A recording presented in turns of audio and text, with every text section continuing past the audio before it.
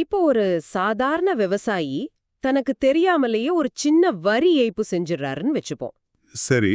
சட்டம் அவருக்கு ஒரு குறிப்பிட்ட அபராதத்தை விதிக்கும் இல்லையா? ஆமா, கரெக்ட். ஆனா அதே குற்றத்தை அந்த நாட்டோட சட்டங்களை அத்துப்படியாக தெரிஞ்சு வச்சிருக்கிற ஒரு உச்சநீதிமன்ற நீதிபதியோ அல்லது ஒரு மூத்த வழக்கறிஞரோ செஞ்சா என்ன நடக்கும்? அதாவது நம்ம நவீன கால சட்டத்தை பொறுத்த வரைக்கும் ரெண்டு பேரையும் சமமா தான் பார்க்கும். ஒரே மாதிரியான தண்டனை தான் கொடுக்கும். ஆனா அதே உச்சநீதிமன்ற நீதிபதிக்கு சாதாரண மனிதனுக்கு கொடுக்கறத விட 128 மடங்கு கடுமையான தண்டனைய கொடுக்கணும்னு ஒரு சட்டம் சொல்லுதுன்னா உங்களுக்கு எப்படி இருக்கும்? ஓ, 128 மடங்கா? ஆமா, இது ஏதோ கற்பனை கிடையாது. ஆயிரக்கணக்கான வருஷங்களுக்கு முன்பே தர்ம சாஸ்திரங்களான மனுஸ்மிருதியிலையும் மகாபாரதத்திலையும் எழுதப்பட்ட ஒரு கணக்கு தான் இது. கண்டிப்பா. இன்னைக்கு இந்த ஆழமான அலசல்ல நீங்க கேட்க போற தகவல்கள் பழங்கால நீதிமுறைகள் பத்தின உங்களோட ஒட்டுமொத்த பார்வையுமே தலைகீழா மாத்த போகுது. அதனால இந்த ஆழமான அலசலுக்கு உங்களை வரவேற்கிறோம். இது உங்களுக்காகவே பிரத்யேகமாக தொகுக்கப்பட்ட ஒரு தேடல். அந்த பழைய நீதிமுறைகள்னாலே அது முழுமையா வர்ணத்தோட அடிப்படையில ஒரு பாரபட்சமா தான் அமைஞ்சிருந்தது அப்படிங்கிற ஒரு பொதுவான சித்திரம் உங்க மனசுல இருக்கலாம். ஆமா, எளியவர்களுக்கு ஒரு சட்டம், அதிகாரம் படைத்தவர்களுக்கு சலுகை அப்படின்னு தான் நீங்களும் நினைச்சிருப்பீங்க. ஆனா இந்த ஆதாரங்களை நம்ம விரிவாக ஆராயும் போது அந்த புது புத்திக்கு முற்றிலும் எதிரான ஒரு தத்துவார்த்த பின்னணி அங்க இருக்கிறத உங்களால பார்க்க முடியும். எந்த விதமான சித்தாந்த சாய்வோ அரசியல் சார்போ இல்லாம நடுநிலையா அந்த ஆதாரங்கள் என்ன சொல்லுது, அதன் பின்னால் உள்ள தர்க்கம் என்ன அப்படிங்கறத மட்டும்தான் நீங்க இப்ப புரிஞ்சுக்க போறீங்க. சரி, இத கொஞ்சம் விரிவாக பார்ப்போம். கண்டிப்பா ஆரம்பிக்கலாம். இந்த ஒட்டுமொத்த கட்டமைப்போ எப்படி இயங்குச்சு அப்படிங்கறத புரிஞ்சுக்க மகாபாரதத்தோட ஆதி பர்வத்துல வர்ற ஒரு சம்பவத்துல இருந்து தொடங்குறது சரியா இருக்கும்னு நினைக்கிறேன். ஓ, அந்த சங்க லிகித சரித்திரம் அதுதானே? ஆமா, அதுவேதான். நமது ஆதாரங்கள்ல குறிப்பிடப்பட்டிருக்க ஒரு பழங்கால வழக்கு அது. முற்காலத்துல சங்கர், லிகிதர் அப்படின்னு 2 அண்ணன் தம்பிகள் இருந்தாங்க. ரெண்டு பேருமே தர்ம சாஸ்திரங்களை ரொம்ப நுணுக்கமாக கற்றறிந்த முனிவர்கள். கரெக்ட். ஒரு நாள் தம்பி லிகிதார் அண்ணன் சங்கரோட ஆசிரமத்திற்கு வர்றார். ஆனா அண்ணன் அங்கே இல்ல. நீண்ட தூரம் பயணம் செஞ்சதால லிகிதருக்கு கடுமையான பசி. சரி, அங்க என்னாச்சு? ஆசிரமத்துல இருந்த ஒரு மரத்துல சில பழங்களை பாக்குறார். பசி தாங்க முடியாம அண்ணன் வர்ற வரைக்கும் கூட காத்திருக்காம அனுமதியே இல்லாம அந்த பழங்களை பறிச்சு சாப்பிட்டுடுறார். இப்போ மேலோட்டமா பார்த்தா இது மிக சாதாரணமான ஒரு நிகழ்வு தான். ஒரு தம்பி தன் அண்ணன் வீட்ல இருக்கிற பழத்தை சாப்பிடுறார். இதுல குற்ற உணர்ச்சிக்கு என்ன வேலை இருக்க முடியும்னு நீங்க நினைக்கலாம். எனக்கும் ஆரம்பத்துல அப்படிதான் தோணுச்சு. ஆனா அண்ணன் சங்கர் ஆசிரமத்துக்கு திரும்பினதும் நிலைமையே விபரீதமாயிடுது. என்ன செஞ்சார் அண்ணன்? அனுமதியின்றி பொருளை எடுத்ததே ஒரு மிகப்பெரிய தர்ம மீறேன்னு அண்ணன் குற்றம் சாட்டுறார். அது மட்டும் இல்லாம, நீ மன்னன் கிட்ட போய் இதற்குரிய தண்டனையை பெற்று உன்னை தூய்மைப்படுத்திக்கோ அப்படின்னு தம்பிக்கிட்ட சொல்றார். இங்க ஆச்சரியப்பட வைக்கும் விஷயம் என்னவென்றால், லிகிதரும் எந்த மறுப்பும் சொல்லல. நேரா மன்னன் தியூதிமான் கிட்ட போய் தனக்குரிய தண்டனையை வழங்குமாறு வற்புறுத்துறார். ஆமா, வேற வழியே இல்லாம மன்னனும் அந்த கால நீதிமுறைக்கு உட்பட்ட மிக உயர்ந்தபட்ச தார்மீக தண்டனையை லிகிதருக்கு வழங்குறான். அந்த தண்டனை என்ன தெரியுமா? லிகிதரோட கைகள் துண்டிக்கப்படுது. நிஜமாவா? இது கேட்கவே ரொம்ப கொடூரமான அதிர்ச்சியா இருக்கு. 2 பழம் சாப்பிட்டதுக்கு ஒரு முனிவரோட கைகளை வெட்டுவதா? பாக்குறதுக்கு அப்படிதான் தோணும். இது எந்த வகையிலும் தர்க்கரீதியா சரியா தெரியலையே. ஒரு சின்ன கடத்திருட்டுக்காக ஒருத்தருக்கு மரண தண்டனை கொடுக்கற மாதிரி தானே இருக்கு. பசியால சாப்பிட்டதுக்கு இவ்ளோ பெரிய தண்டனையை எப்படி நியாயப்படுத்த முடியும்? இங்க தான் நீங்க கவனிக்க வேண்டிய மிக முக்கியமான புள்ளி இருக்கு. அந்த தண்டனை அந்த பழத்தோட விலைய வச்சு கொடுக்கப்படல. ஓ, அப்ப எதை வச்சு கொடுத்தாங்க? லிகிதர் யார், அவரோட அறிவு நிலை என்ன அப்படிங்கறத வச்சுதான் வழங்கப்பட்டது. நமது ஆதாரங்கள் இங்க ஹையர் அக்கவுண்டபிலிட்டி, அதாவது அதிக பொறுப்புக்கூறல் அப்படிங்கிற கோட்பாட்டை ஆழமா பதிவு செய்யுது. அதாவது லிகிதர் சாதாரண மனிதர் இல்ல அப்படிங்கிறீங்களா? கரெக்ட். அவர் தர்ம சாஸ்திரங்களோட அத்தனை பரிமாணங்களையும் முழுமையா படிச்சு தேர்ந்தவர். அனுமதியின்றி பிறர் பொருளை எடுப்பது எப்படிப்பட்ட அறமீறல்னு அவருக்கு துல்லியமா தெரியும். ஓஹோ, தெரிஞ்சே செஞ்சதுனால வீரியம் அதிகமாகுது. ஆமா, அப்படி தெரிந்தே அவர் அந்த தவறை செய்யும்போது அவரோட செயலின் வீரியம் பல 100 மடங்கு அதிகரிக்குது. அதாவது சட்டம் தெரியாத ஒரு சாமானியர் அறியாமையால செய்யும் தவறுக்கும், அதே சட்டத்தை கரைத்து குடித்த ஒரு நீதிபதியோ முனிவரோ அறிவுடன் செய்யும் தவறுக்கும் மிகப்பெரிய வித்தியாசம் இருக்குன்னு சொல்றீங்க. எக்ஸாக்ட்லி. அந்த வித்தியாசம்தான் ஒட்டுமொத்த பழங்கால நீதிமுறையோட ஆணிவேரே. அதிக அறிவு அதிக பொறுப்பு அப்படிங்கிற தத்துவத்தின்படிதான் சட்டம் முழுமையா தெரிஞ்ச முனிவருக்கு மிக கடுமையான தண்டனை வழங்கப்பட்டிருக்கு. ரொம்ப ஆச்சரியமா இருக்கு. ஆனா இது ஏதோ மகாபாரதத்துல வர்ற ஒரு தனிப்பட்ட கதை மட்டும் இல்ல, இதுதான் அக்காலத்தோட அடிப்படையான சட்டமாகவே இருந்திருக்குன்னு மனுஸ்மிருதியும் உறுதிப்படுத்துது. ஆமா, மனுஸ்மிருதி 8.336லிருந்து 338 வரை உள்ள ஸ்லோகங்கள் இதை தெளிவா சொல்லுது. இத வெறும் தத்துவமா மட்டும் கடந்து போகாம ஒரு துல்லியமான கணித விகிதாச்சாரத்தையே, அதாவது மேத்தமெட்டிக்கல் ரேஷியோவே அவங்க உருவாக்கியிருக்காங்க இல்லையா? அந்த தண்டனை பட்டியல் உண்மையிலே ரொம்ப கூர்மையானது. ஒரே குற்றத்தை வெவ்வேறு சமூக பிரிவினர், அதாவது வெவ்வேறு அறிவு நிலையில உள்ளவங்க செஞ்சா என்ன தண்டனை அப்படிங்கறது அது வரையறுக்குது. அந்த விகிதாச்சாரத்தை கொஞ்சம் விளக்கமா சொல்ல முடியுமா? கண்டிப்பா.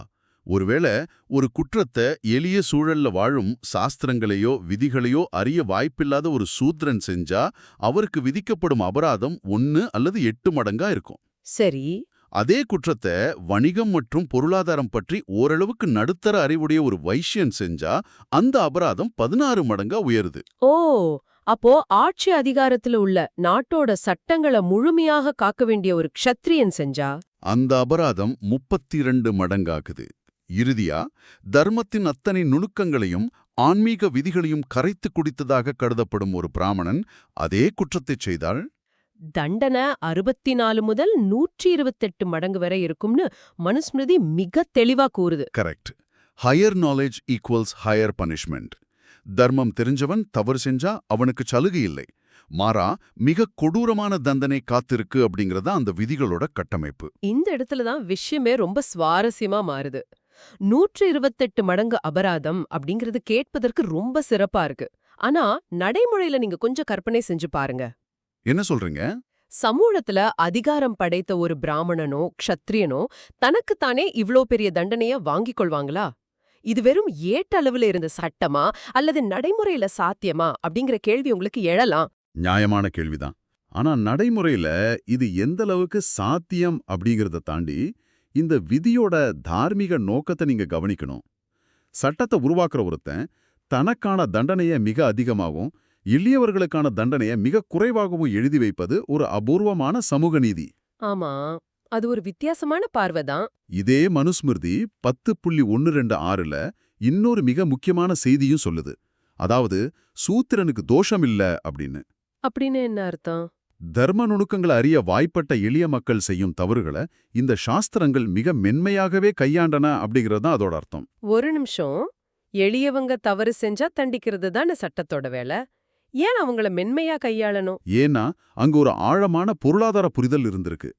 ஏற்கனவே எளிய வாழ்க்கையும் கடுமையான உடல் உழைப்பையும் மேற்கொள்றவங்களுக்கு மிகப்பெரிய பொருளாதார அபராதத்தையோ தண்டனையோ கொடுத்தா அவங்க ஒட்டுமொத்த குடும்பமும் சிதைஞ்சிடும் இல்லையா? எக்ஸாக்ட்லி. அவங்க விதியை மீறணும் அப்படிங்கிற தீய நோக்கத்தோட அதை செய்யல, சூழலோட நெருக்கடியால செய்யறாங்க. அதனால அவங்களுக்கு குறைந்தபட்ச தண்டனை போதும்னு சாஸ்திரங்கள் நம்புச்சு. இந்த மென்மையான அணுகுமுறை இன்னொரு மிகப்பெரிய கேள்வியை எழுப்புது. எளிய மனிதனுக்கு தண்டனை இல்லைனா அவன் செஞ்ச தவறுக்கு யார் பொறுப்பேற்பது? சட்டம் அதை அப்படியே விட்டுடலையே. கண்டிப்பா இல்ல. அதுக்கு மகாபாரதத்தோட சாந்தி பர்வத்துல விட இருக்கு. ஓ, அந்த மேனேஜரியல் அக்கவுண்டபிலிட்டி கான்செப்ட் தானே. இன்றைய கார்ப்பரேட் உலகத்துல ஒரு அடிமட்ட ஊழியர் தவறு செஞ்சா மேனேஜரை கேள்வி கேட்போமே, அந்த சிஸ்டம் அப்பவே இருந்திருக்கு. ஆமா, ஒரு எளிய மனிதன் தவறு செஞ்சா அந்த தவறுக்கான முழு பழியையும் அவன் மேல மட்டும் சுமத்தாம அவனை சரியாக வழிநடத்த தவறிய அவனோட எஜமானனோ அல்லது சமூகத்துல அவனை விட உயர்ந்த நிலையில இருக்கிற ஒருத்தனோ தான் அந்த தார்மீக பொறுப்பை ஏற்கணும்னு விதி இருந்திருக்கு. இதத்தான் நவீன சட்டத்துல விகேரியஸ் லயபிலிட்டி அப்படின்னு சொல்லுவாங்க. ஒரு அமைப்புல அடிமட்டத்துல இருக்கிறவர் தவறு செஞ்சா அது அந்த தலைமைத்துவத்தோட தோல்வி அப்படிங்கிற மிக முற்போக்கான பார்வை அது. ஓகே, நீங்க இதையெல்லாம் சொல்லும்போது ஒரு தெளிவான தர்க்கம் எனக்கு புரியுது. சட்டம் தெரிஞ்சவனுக்கு தண்டனை அதிகம், தெரியாதவனுக்கு குறைவு. கீழே இருக்கிறவன் தவறு செஞ்சா மேல இருக்கிறவன் பொறுப்பேற்கணும். எல்லாம் சரிதான். ஆனா உங்க மைண்ட்ல ஒரு கேள்வி ஓடுறது எனக்கு புரியுது. ஆமா, அப்படியானால் இதற்கெல்லாம் என்ன அர்த்தம்? ஆரம்பகால விதிகள் இவ்வளவு லாஜிக்கலா ஒரு பொறுப்புணர்வோடு அமைக்கப்பட்டிருந்தா ஏன் சில நூல்கள்ல மிகவும் கடுமையான பாரபட்சமான விதிகள் காணப்படுது? இது ஒரு முக்கியமான கேள்வி எழுப்புது. ஏன் அதே மனுஸ்மிருதியில சில குறிப்பிட்ட சமூகங்களை இழிவுபடுத்துற வகையிலான கொடூரமான விதிகள் இருக்கு? இந்த முரண்பாடு எப்படி வந்தது? இது உங்களை துளைக்கிற ஒரு மிக முக்கியமான முரண்பாடு தான். ஒரு பக்கம் சூத்திரனுக்கு தோஷம் இல்லைன்னு சொல்லும், அதே நூல் சில அத்தியாயங்கள் தாண்டினதும் அதே எளிய மக்கள் மீது ஈயத்தை காய்ச்சி ஊற்ற வேண்டும் என்பது போன்ற கொடூரமான தண்டனைகளை சொல்லுதே. இது எப்படி சாத்தியம்? அதுதானே, ரெண்டு முற்றிலும் முரண்பட்ட சிந்தனைகளை ஒரே ஆசிரியர் எழுதியிருக்க முடியுமா? முடியாது. இதற்கு காரணம் என்னன்னா, இந்த கடுமையான ஸ்லோகங்கள் எல்லாமே பிற்காலத்துல செருகப்பட்ட இடைச்செருகல்கள், அதாவது இன்டர்போலேஷன்ஸ் அப்படின்னு சொல்லுவாங்க. யாரோ வேண்டுமென்று உள்ளே திணித்தார்கள்னு சொல்றீங்க. ஆனா இது வெறும் யூகமா அல்லது இதுக்கு ஏதாவது அறிவியல் பூர்வமான ஆதாரங்கள் இருக்கா? வரலாற்று ஆய்வாளர்களும் சமஸ்கிருத மொழியியல் அறிஞர்களும் இதை துல்லியமா நிரூபிச்சிருக்காங்க. மொழியல்ல ஸ்டைலோமெட்ரி அப்படின்னு ஒரு ஆய்வு முறை இருக்கு. ஓ, அந்த வார்த்தை நடைய வச்சு கண்டுபிடிக்கிறதா? ஒரு இலக்கண அமைப்பு பயன்படுத்தப்பட்ட வார்த்தைகளை வச்சு அதோட காலத்தை நிர்ணயிப்பது. இந்த ஆய்வின் படி பார்த்தா அந்த மென்மையான அணுகுமுறையை கொண்ட மூல ஸ்லோகங்கள் எல்லாமே பழங்கால வேத சமஸ்கிருத இலக்கணத்தை கொண்டிருக்கு. சரி.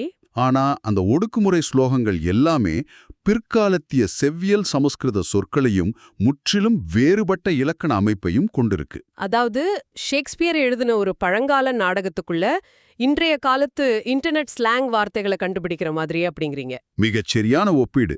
தொடக்க காலத்துல ரிஷிகள் வகுத்த தர்மம் எளியவர்களிடம் பேரன்பையும் வலியோர்களிடம் கடுமையான நீதியையும் தான் காட்டியது. ஆனா காலப்போக்குல சமூக அமைப்பு மாறுது.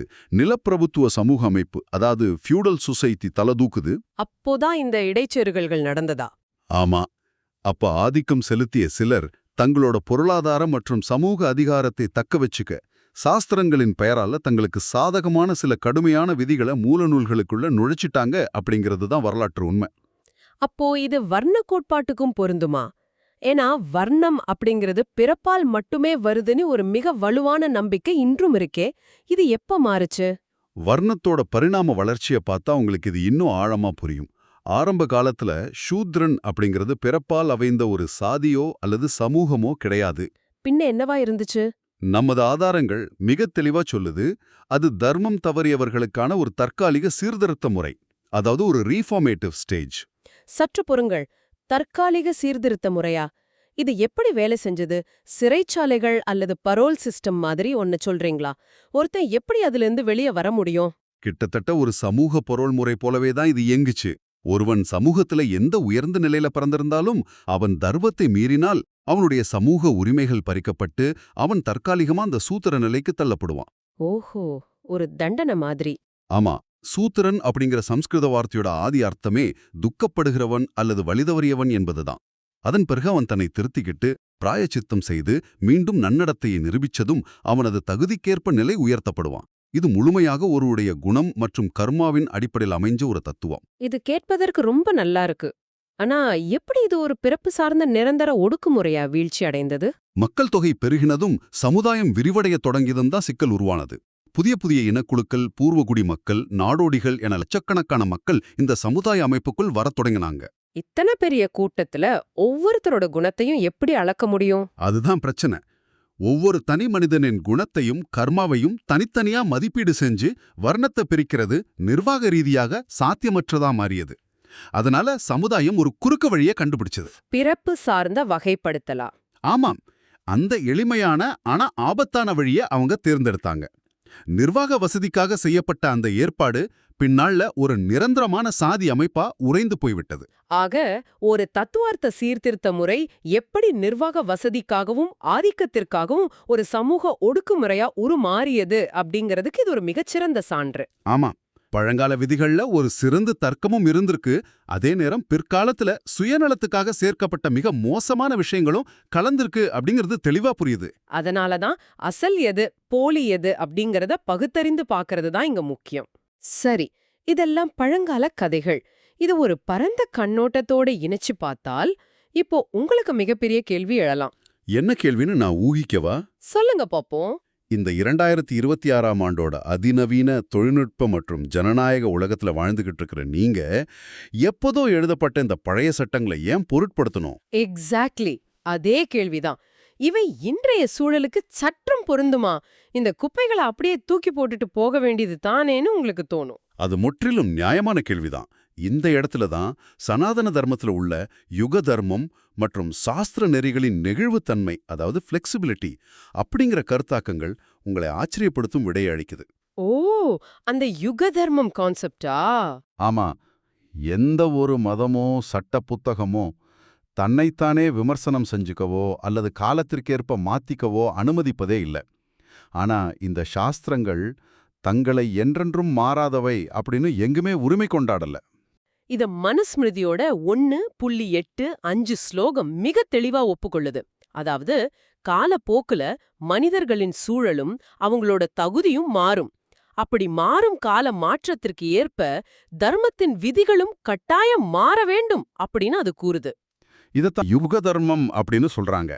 பழங்காலத்து சூழலுக்காக எழுதப்பட்ட கட்டுப்பாடுகள் என்றைக்கோ ஒரு நாள் சமுதாயத்திற்கு பொருந்தாமல் போகும் அப்படிங்கிறத அந்த நூல்களை எழுதியவர்களே முன்கூட்டியே உணர்ந்திருக்காங்க. ஆமா, அது ஒரு ரொம்ப முதிர்ச்சியான பார்வை.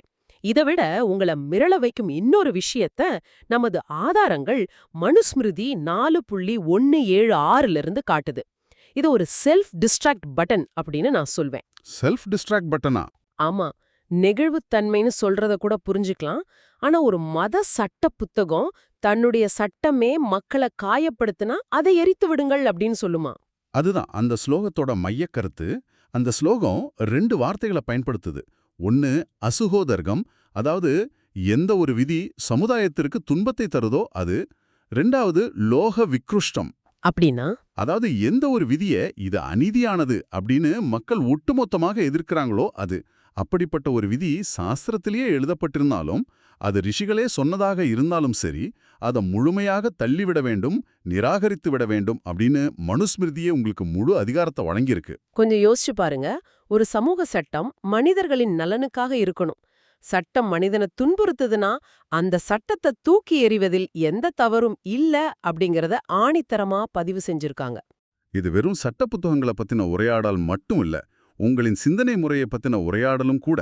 பழங்கால நூல்களில் உள்ள இந்த நெகிழ்வுத்தன்மையை நீங்க உணரும்போது இன்றைய பல தப்பெண்ணங்களை உங்களால வேறொரு புதிய கோணத்துல அணுக முடியும். கண்டிப்பா.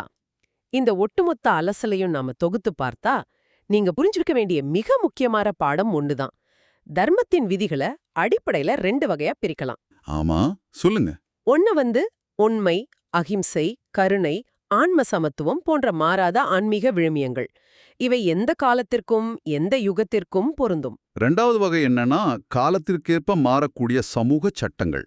அதாவது நாம இவ்ளோ நேரம் பேசின அந்த யுக தர்மம், லிகிதருக்கு வழங்கப்பட்ட தண்டனையாகட்டும், வர்ணத்தின் அடிப்படையில் விதிக்கப்பட்ட அபராதங்களாகட்டும், இவை எல்லாமே அந்தந்த காலத்து சமூக மற்றும் பொருளாதார சூழலுக்கேற்ப உருவாக்கப்பட்டவை. கரெக்ட். அப்போ காலாவதியான சமூக சட்டங்களை தவிர்த்துட்டு மாறாத உன்னத விழுமியங்களை மட்டுமே ஏற்பதுதான் தர்மத்தோட உண்மையான இயல்பு. ஆமா, நீங்க பழங்கால நூல்களை அணுகும்போது அதுல உள்ள முரண்பாடுகளை மட்டும் பார்த்து ஒட்டுமொத்தமா நிராகரிக்கவும் வேண்டியதில்லை. அதே சமயம் அதுல உள்ள அத்தனையும் அப்படியே கண்மூடித்தனமா ஏற்கவும் வேண்டியதில்லை. பகுத்தறிவோடு அதை பிரித்து பார்ப்பது தான் சரியான முறை. எந்த ஒரு தத்துவத்தையும் அது உருவான காலத்தோட பின்னணியில வச்சு பார்ப்பதுதான் முழுமையான புரிதலை தரும். நிச்சயமா. இந்த விரிவான உரையாடல ஒரு ஆழமான சிந்தனையோட நம்ம நிறைவு செய்வோம். ஆயிரக்கணக்கான வருஷங்களுக்கு முன் எழுதப்பட்ட ஒரு பழங்கால சட்ட புத்தகத்திலேயே காலம் மாறினால், இந்த சட்டங்களால் மக்கள் துன்பப்பட்டால் இத அப்படியே தூக்கி எரிஞ்சு விடுங்கள் அப்படின்னு ஒரு அப்டேட் மெக்கானிசம், ஒரு செல்ஃப் டிஸ்ட்ரக்ட் பட்டன் இருந்திருக்கு. ஒரு தார்மீக சுதந்திரத்தையே அவங்க உங்களுக்கு கொடுத்திருக்காங்க. ஆனா இந்த 2026ஆம் ஆண்டோட நவீன உலகத்துல வாழ்ந்துகிட்டு இருக்கிற நீங்க உங்களோட சொந்த வாழ்க்கையிலயும் சமூக பார்வையிலயும் பல காலாவதியான நம்பிக்கைகளையும் பாரபட்சமான எண்ணங்களையும் இன்னும் பிடிச்சு தொங்கிக்கிட்டு இருக்கீங்களே. பழங்கால சட்டங்களே தன்னைத்தானே அப்டேட் செஞ்சுக்க அனுமதி அளித்திருக்கும் போது உங்களின் சொந்த மனதிற்குள்ள இருக்கும் அந்த அப்டேட் பட்டனை அழுத்த நீங்க ஏன் இன்னும் தயங்குறீங்க? சற்று சிந்தித்து பாருங்கள். மீண்டும் அடுத்த ஆழமான அலசலில் சந்திப்போம்.